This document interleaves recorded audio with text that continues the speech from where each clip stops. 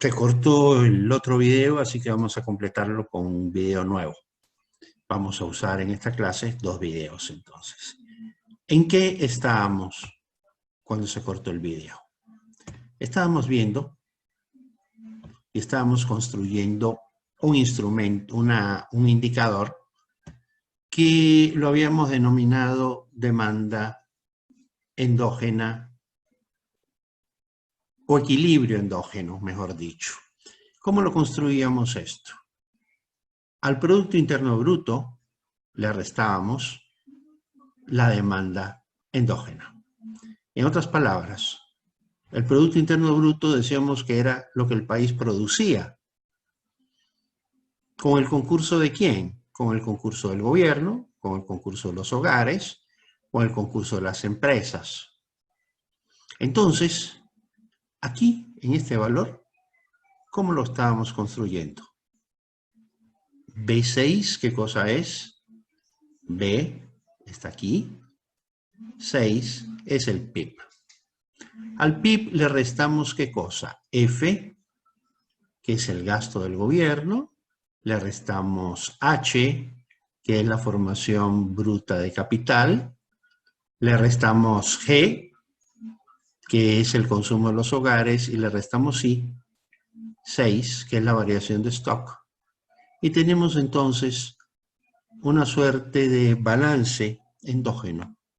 Lo que el país produce menos lo que el país consume. Y oh sorpresa, el valor del balance endógeno es idéntico al balance exógeno. ¿Cuánto es la balanza comercial? 31.275.000 dólares negativo. ¿Cuánto es la diferencia entre lo que el país ha consumido menos lo que el país ha producido? Exactamente el mismo valor. No es ninguna ciencia, simplemente tenemos que despejar y encontramos qué cosa es el PIB. Bueno, el PIB es igual a el consumo del gobierno, el consumo de los hogares, formación bruta de capital fijo y variación en existencia, más las exportaciones netas, es decir, más la balanza comercial. Así de simple.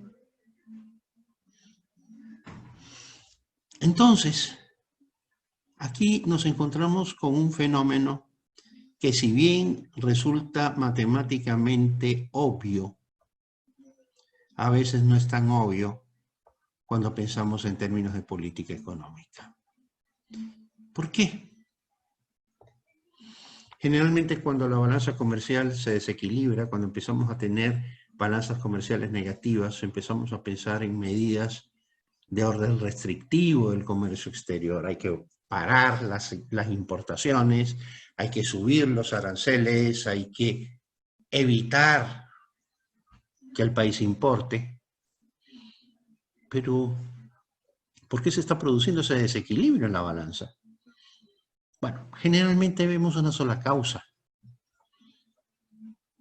Y son los shocks externos.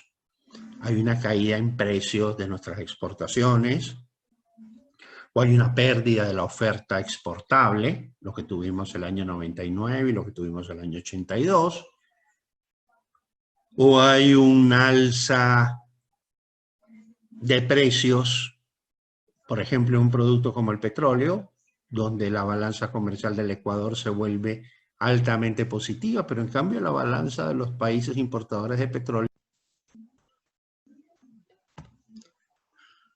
Bien, seguimos. Estábamos hablando de este fenómeno que estábamos observando acá, de esta coincidencia, de esta identidad entre el balance externo y el balance interno. Y decíamos que normalmente nos fijamos en los desequilibrios externos cuando se justifica la aplicación de la política económica para tratar de corregirlo, cuando se producen shocks, pérdida de oferta exportable o caída de precios, de exportación, etcétera, etcétera, etcétera, y que tiene afectaciones sobre la demanda endógena, porque reduce los ingresos del gobierno, reduce los ingresos de las familias, reduce los ingresos de las empresas. Pero ¿qué ocurre cuando no existe ningún shock externo y se siguen produciendo desequilibrios en el sector externo? Esos desequilibrios tienen una sola explicación y son los desequilibrios generalmente estructurales del sector endógeno. Siempre que en un país haya mayor demanda endógena que PIB, siempre habrá balanza comercial negativa. En otras palabras, la balanza comercial negativa no solamente la produce un choque externo, exógeno, inmanejable, también puede ser producido por hechos manejables y precisamente puede ser producido por el manejo de la propia política económica. Cuando decimos, por ejemplo, vamos a expandir la demanda a través del gasto público, pues sí, expandimos la demanda a través del gasto público, pero cuando las consecuencias de esa expansión de la demanda llegan a establecer un desequilibrio entre la demanda de los agentes económicos del país, la demanda del gobierno, de los hogares y de las empresas, llega a ser superior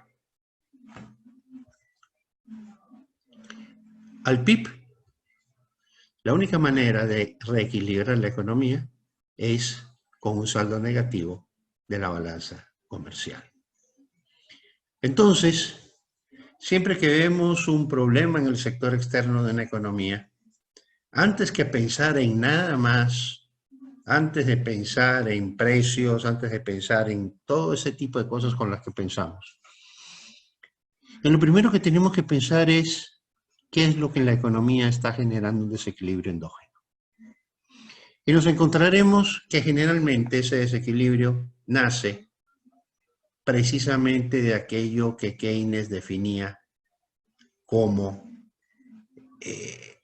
las variables exógenas o los elementos no inducidos de la demanda agregada, los elementos autónomos de la demanda agregada.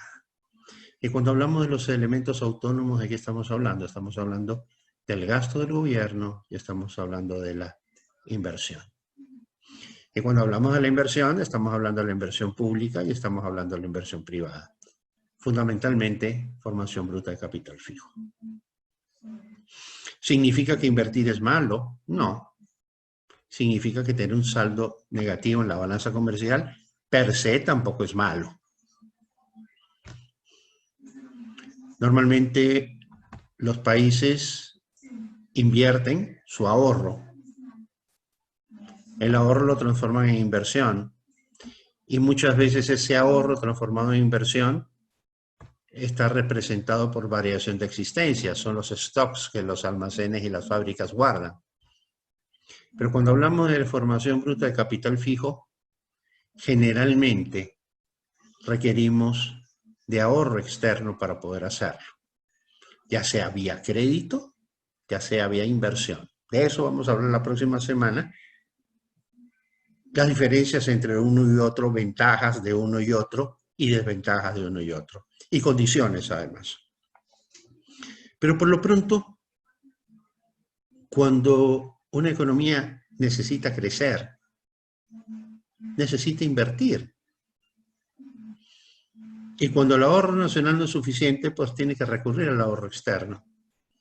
Y siempre que recurrimos al ahorro externo, vamos a tener el mismo fenómeno. Una demanda endógena que supera el valor del PIB. Y por lo tanto, vamos a tener una balanza comercial negativa. ¿Es eso malo? Depende del origen. Si yo me estoy endeudando para una formación de capital, para la formación bruta de capital fijo, y estoy pensando en producir bienes y servicios cuyo proceso sea sostenible en el tiempo. Y cuando hablamos de procesos sostenibles en el tiempo, nos estamos refiriendo a que generen las divisas necesarias para pagar las deudas contraídas. Pues entonces, lo único que estamos haciendo es anticipando ingresos futuros para invertirlos hoy. Y eso no está mal. Pero cuando lo que estamos haciendo es invirtiendo en algo que no va a ser productivo, invirtiendo en algo que no va a contribuir a las exportaciones, por ejemplo, lo que estamos haciendo es inflando la demanda endógena a punta de deuda que tendrá que ser pagada por otros sectores, que no es el sector que estamos haciendo crecer. Y ahí comenzamos a tener problemas. Construir carreteras, construir obra pública no es nada malo.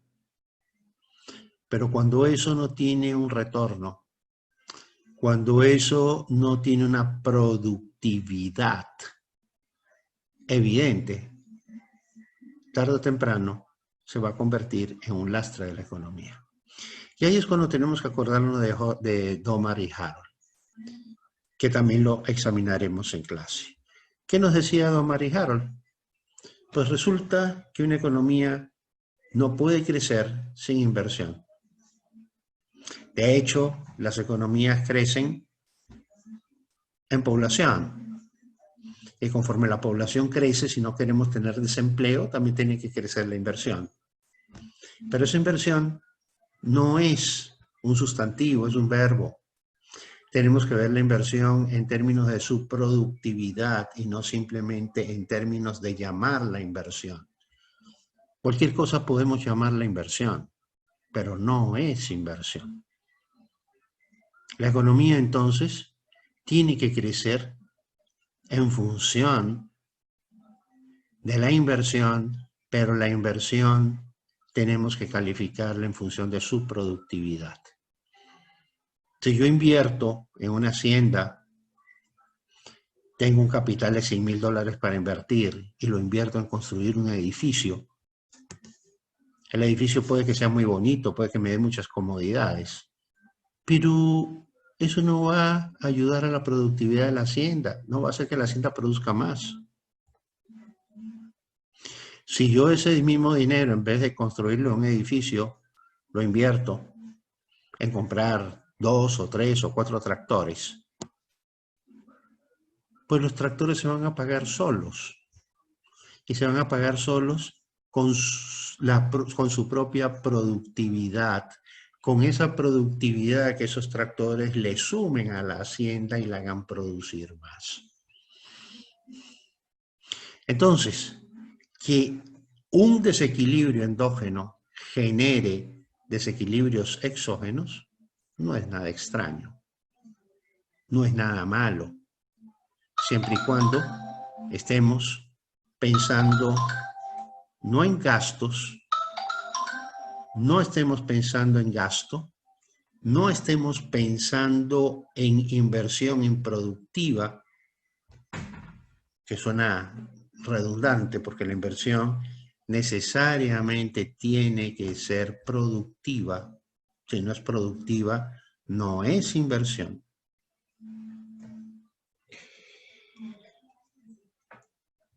Y si endeudamos el país para producir más y para vender más afuera, pues este saldo de balanza negativa no va a ser un problema en el futuro. Cuando nos endeudamos afuera para gastar más o para invertir en activos que son improductivos, pues simplemente tarde o temprano la economía pasará su factura. Y es porque estamos generando problemas en el sector externo, Problemas que no los resolvemos con políticas cambiarias, problemas que no los resolvemos con políticas de ajuste de exportaciones o de importaciones, problemas que no podemos resolverlo a través de aranceles, prohibiciones, tarifas, y etcétera, etcétera, etcétera, etcétera. Si hay una sobredemanda que no puede ser cubierta con lo que el país produce, la única salida que tiene esa sobredemanda es la importación, no hay otra. Bueno, pongo aranceles y limito las importaciones. En un país como el Ecuador, los aranceles no limitan las importaciones, solo desvían socialmente la demanda de bienes importados. ¿Por qué? Pues porque con el dinero que el gobierno recauda por el pago de altos aranceles, simplemente lo gasta en sueldos y salarios de no otras personas que seguirán importando. Bien, cortamos aquí el tema, cortamos aquí el video y nos vemos en el próximo video.